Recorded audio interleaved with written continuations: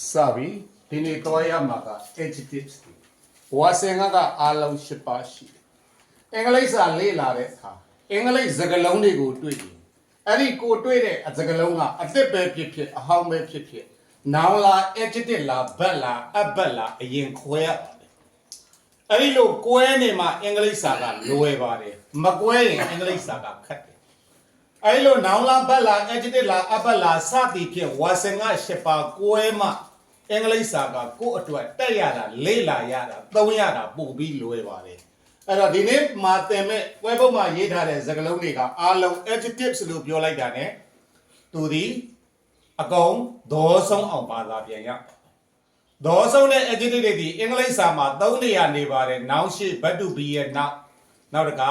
နောက်တစ်မျိုးနောက်ပေါ့နောက်တစ်မျိုးကနောက်ပိုင်းမှာသင်မှာအခုသင်ထားတာက noun ရှိ verb to be ရဲ့နောက်နှစ်မျိုးပေါ့အဲ့တော့အခုဒါတွေအဓိပ္ပာယ်ရှင်းမယ်အဲ့တော့စကားလုံးတွေမှတ်တဲ့အခါဝါစင်ကရှပါနောင်လာဘတ်လာအဂျစ်လာအဘတ်လာစသည်ဖြင့်ကွဲမှုလိုအပ်တယ်လို့စလုံးပေါင်းတွေလည်းတိတိကျကျသိဖို့လိုပါတယ်ကိုကစကလုံးတော့သိတယ်စလုံးမပေါင်းတတ်ရင်လည်းဘာမှမသုံးစားလို့မရဘူးအဲ့တော့စကလုံးတွေကိုကမှတ်တဲ့အခါမှာဆလဘယ်နဲ့မှတ်ရတယ်ဆလဘယ်ဆိုတာအတန်အတွက်အရေးအတွက်ပထမဆုံးစလုံး identical ချွတ်စွတ်တူတော့identical ချွတ်စွတ်တူတော့ဆလဘယ်နဲ့မှတ်ပါနော်စကားလုံးတွေနောက် coincident coinci နော်ဒီမှာ cc s မဟုတ်နော် coincident တိုက်ဆိုင်တော့ coincident တိုက်ဆိုင်တော့ s မဟုတ်ဘူးနော် c နော်vital အရေးကြီးသော important နဲ့သူကတူတူပဲနော်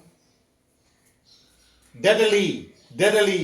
သေစေလောက်သော alive အသက်ရှင်သော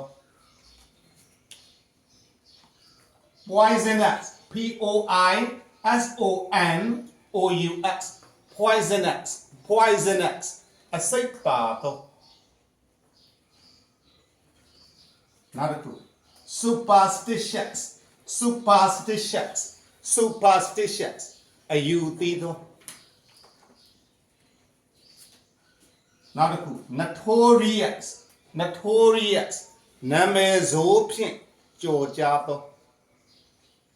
notorious နာမည်ဆိုးဖြင့်ကြော်ကြားသောနောက်တစ်ခု quick-witted တီးရီဆုံးတဲ့စကားလုံးမှန်သမျှ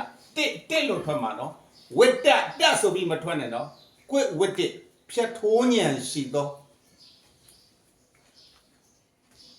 အောင်နန်းတော့ Zoom သုံးနေတဲ့အောင်နန်းတော့ Wi-Fi သုံးနေတဲ့ပုဂ္ဂိုလ်များကိုယ်ဆက်လေးတွေကိုကြည့်ပေးပါ Wi-Fi သုံးတိုင်းပိတ်ထားပေးပါ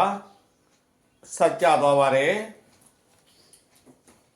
အောင်နန်းတော့ Wi-Fi သုံးနေတဲ့ပုဂ္ဂိုလ်များ Wi-Fi တွေသုံးတိုင်းပိတ်ထားပေးပါ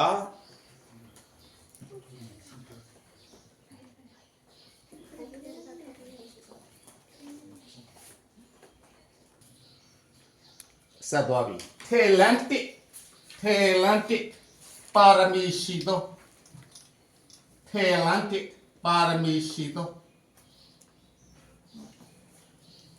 နောက်တစ်ခု obstinate ပါဇက်ကိုအရင်ပိတ်မယ်နော်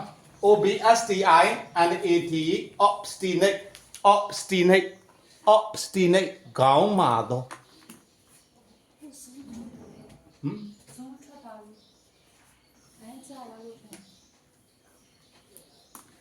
obstinate ခေါင်းမာသော pious ဘာသာရေးလိုက်စားသော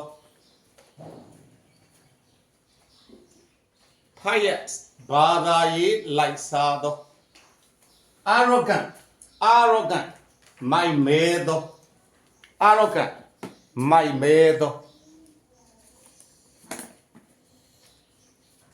rational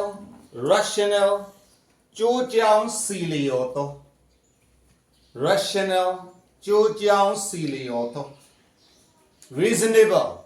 reasonable တူတူပဲကျိုးကြောင်းစီလျော်သော ပြီးမှမှန် punctual punctual punctual